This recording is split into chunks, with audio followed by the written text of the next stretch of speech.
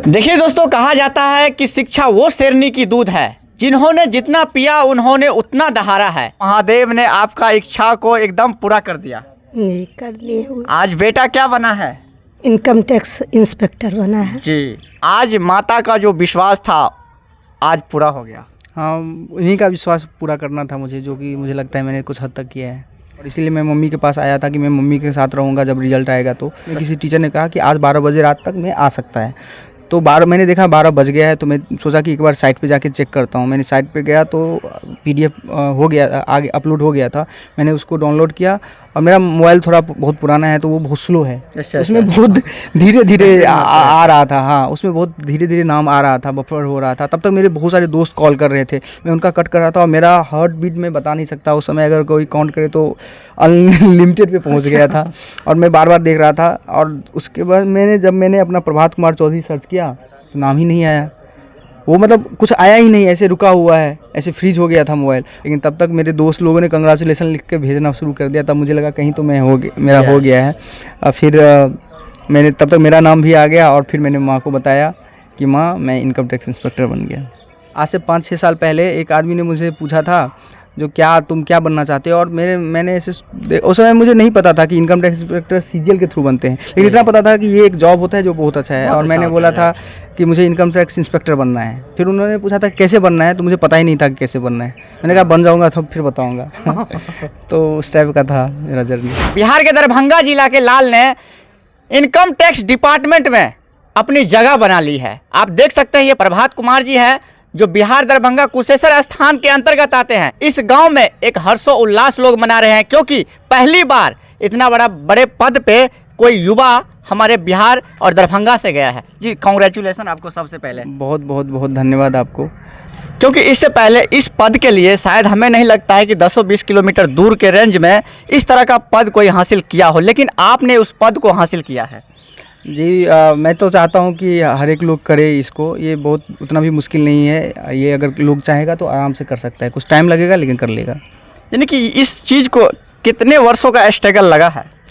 Struggle तो मुझे बहुत हो गया, जिसका कारण ये था कि मुझे पता ही नहीं था कि कैसे करना है, क्या करना है। इसके कारण मुझे बहुत ज़्यादा टाइम लग गया। मेरा ग्रेजुएशन 2016-17 में हुआ था, तो अभी 25 है, तो 8 साल तो ग्रेजुएशन के बाद मैं बेरोज़गार रहा हूँ। तो मैं तो बहुत लंबा मेरा हो गया, मेरा बहुत ज़्यादा टाइम लग गया। क्योंकि सबसे बड़ी बात है कि बिहार में कही जाती है कि बेरोजगारी ही सबसे बड़ा मुद्दा रहता है, लेकिन उस बेरोजगारी को चीरते हुए वो भी सबसे बड़े पद हासिल कर लेना, ये बहुत बड़ी गर्व की बात है। हाँ, ये तो है। और इसमें सबसे बड़ी दिक्कत ये होती है कि हम लोग सही से उस चीज़ को नहीं भांप पाते हैं कि मुझे करना क्या है और कैसे करना है। तो इसके कारण ये बहुत मुश्किल होती है। लेकिन कुछ ऐसी चीज़ें हैं जो अगर ध्यान में रखी जाए तो लोग जल्दी से इसको कर सकते हैं।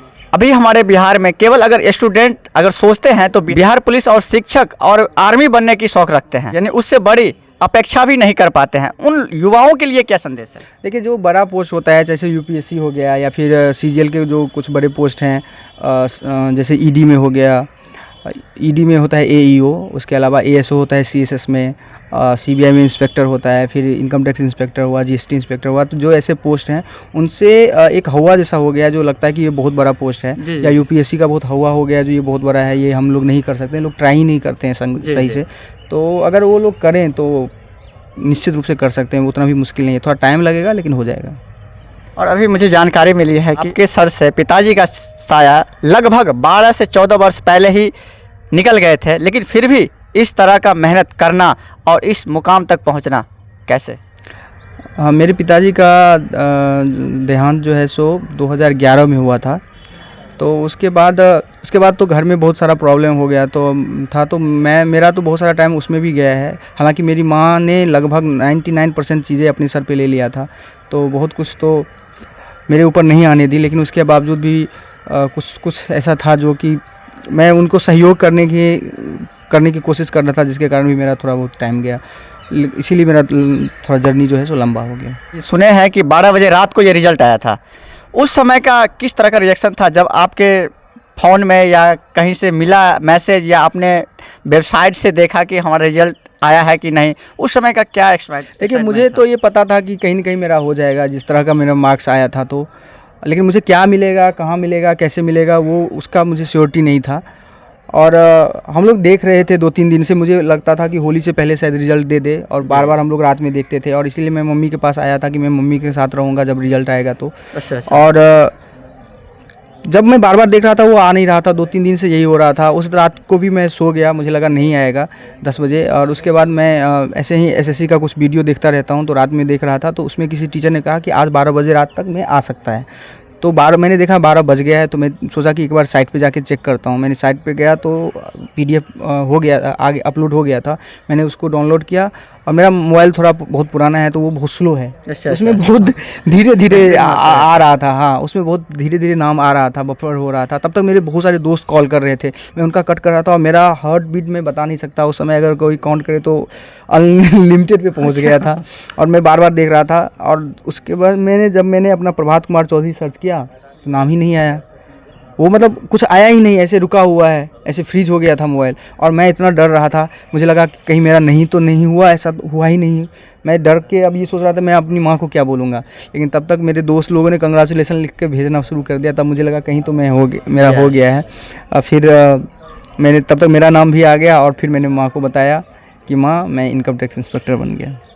क्योंकि आजकल के युवा यानी कि ये सोचते हैं कि मैथ और इंग्लिश में मेरा मजबूत नहीं है, तो मैं कैसे उस चीज़ को तैयारी कर सकता हूँ, लेकिन उनके लिए क्या संदेश है? देखिए, ये तो बहुत बड़ा एक इशू है जिसके बारे में मैं बात करना चाहूँगा कि कोई भी आप अच्छा पोस्ट पे जाओगे तो ऑब्वियसली आपका प्रिपरेशन में थोड़ा सा मेहनत ज़्यादा करना पड़ता है। जैसे आप UPSC हो या CGL में अच्छा पोस्ट हो, आपका जो कॉम्पिटिटर है वो इंजीनियरिंग बैकग्राउंड का होगा, वो जो है सो हो सकता है कि अच्छा CBSE स्कूल से पढ़ा हो, किसी दिल्ली यूनिवर्सिटी से पढ़ा हो, या ऐसा जगह से पढ़ा हो। और जैसे हम लोग हैं, बहुत सारे ऐसे लड़के हैं जो ये देख रहे होंगे, वो लोग एक नॉर्मल स्कूल से पढ़ के जाते हैं, उनका इंग्लिश अच्छा नहीं होता है। इंग्लिश अच्छा नहीं होना तो एक बहुत ही कॉमन ये चीज़ है बिहार की सब साइड में जी। तो उसके बाद एक डर होता है जो मैं कैसे कर पाऊँगा। तो मुझे लगता है इतना भी डरने की बात नहीं है, थोड़ा थोड़ा करके जो है सो आप कोशिश करते रहोगे तो हो जाएगा। आप जब इसमें आओगे तो अगर एक अच्छा गाइडेंस मिलेगा तो आप निश्चित रूप से कर लोगे। आज इनकम टैक्स डिपार्टमेंट में आपको ज्वाइनिंग हुई है, इसको लेकर यानी कि किनका ड्रीम था, पापा जी का या आप खुद ही डिसाइड किए थे? शुरू में तो मेरे पिताजी चाहते थे कि मैं UPSC करूं, अच्छा। तो लेकिन मुझे उतना पता नहीं था उसके बारे में, और मैं एज ए किड उस पर ध्यान नहीं दिया। वो जब तक मैं उस समय में 10th 11th में ही था, और उसके बाद पिताजी चले गए, तो फिर वो उतना बात हो नहीं पाया कि ये है क्या। वो बस मुझे ये पता था कि वो कुछ तो सोचते थे। अभी मैं इस बात को सोच पा रहा हूँ, उस समय में तो मैं सोच भी नहीं पा रहा था वो क्या बोल रहे हैं, कैसे क्या बोल रहे हैं।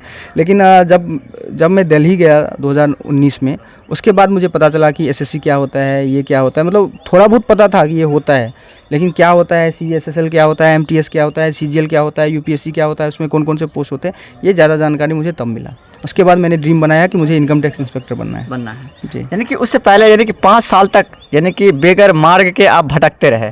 हाँ, बगैर मार्ग का भटकना। मुझे याद है कि आज से 5-6 साल पहले एक आदमी ने मुझे पूछा था जो तुम क्या बनना चाहते हो, और मैंने ऐसे उस समय मुझे नहीं पता था कि इनकम टैक्स इंस्पेक्टर CGL के थ्रू बनते हैं, लेकिन इतना पता था कि ये एक जॉब होता है जो बहुत अच्छा है। और मैंने बोला था कि मुझे इनकम टैक्स इंस्पेक्टर बनना है। फिर उन्होंने पूछा था कैसे बनना है, तो मुझे पता ही नहीं था कि कैसे बनना है। मैंने कहा बन जाऊँगा तो फिर बताऊँगा। तो उस टाइप का था मेरा जर्नी। अच्छा बताइए, इस चीज़ को लेकर आपके फैमिली में किन तरह का सपोर्ट किनके द्वारा सबसे ज़्यादा रही है? सबसे ज़्यादा सपोर्ट तो मेरी माँ का रहा है। मैं आपको बता नहीं सकता वो कितना ज़्यादा रहा है। वो बहुत सारी परेशानियां थी, वो सबको अपने सर पे ले ली थी।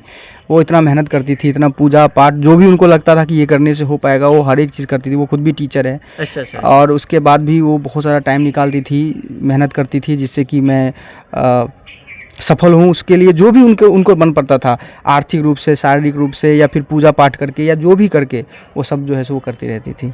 यानी कि माताजी हर हमेशा प्रयास में थी कि अगर भगवान के पूजने से हमारा बेटा सफल होता है तो वही काज वो करती थी। निश्चित वो हमेशा लगी रहती थी। सुबह एकदम जब ध्यान व्रत, मैं हमेशा उन पर गुस्सा भी होता था कि आप ये क्यों कर रहे हो, मैं अगर मेहनत करूँगा तो मुझे भगवान देंगे, नहीं करूँगा तो आपके करने से नहीं होगा।